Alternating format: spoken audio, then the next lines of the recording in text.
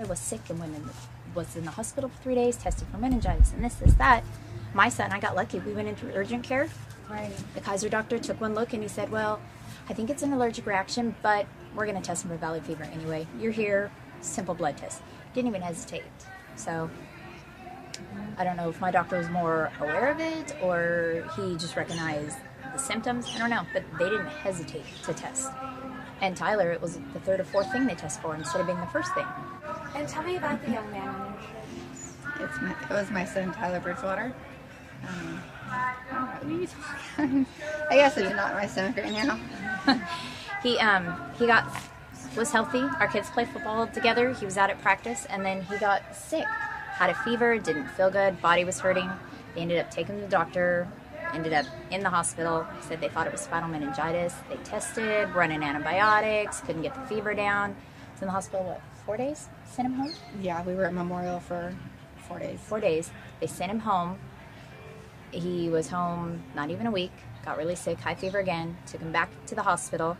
He was there for a couple days. They ended up airlifting him to Children's Hospital up in Fresno because he went into a coma. He was up there in a coma for a couple days. Yeah, he was in a coma for almost a week.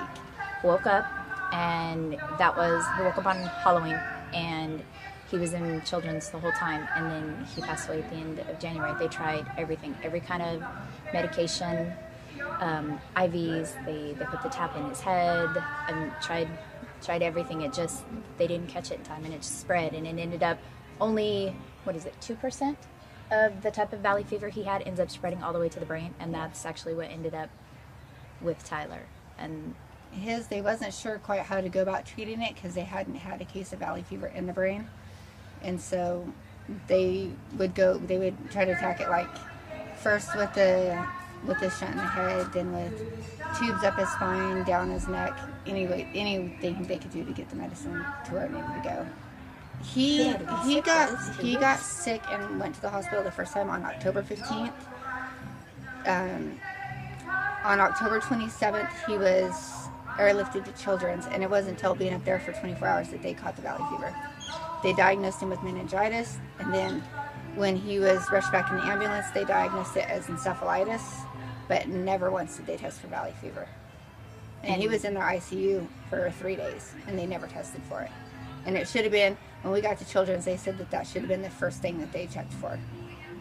And they never did. Because it spreads, it gets through your body that quick. Like I said, and then my son's experience was completely different. He had been sick, he'd had bronchitis and was on an antibiotic.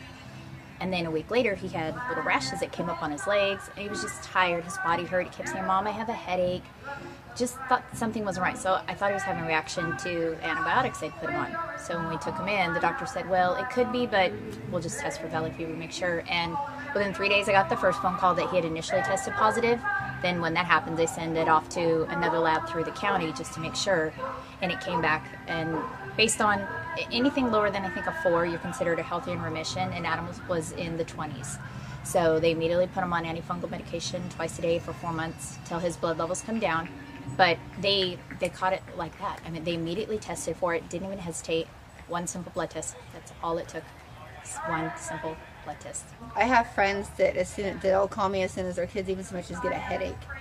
And I'm like, push them to test it. If you take them and they say it's something else, but you feel like there's more, that's one thing the doctors at Children's told me is that moms know their children better than the doctors do. They're around them on their day-to-day basis, and if they're not acting right, you know better than they do. So push, don't be afraid of, what the doctor's going to feel on if you question him or doubt it.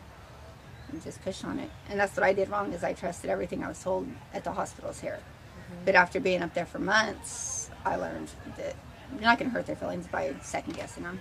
I was. Only a little. My uncle had it, but he had part of his lung removed and was fine. But with my son, he was little Mr. Athlete, played football, never sick, never anything. He didn't go to the doctor unless he was going for sports physicals. And then he was slammed by this. He was 12. He passed away a little over a month before he would have been 13.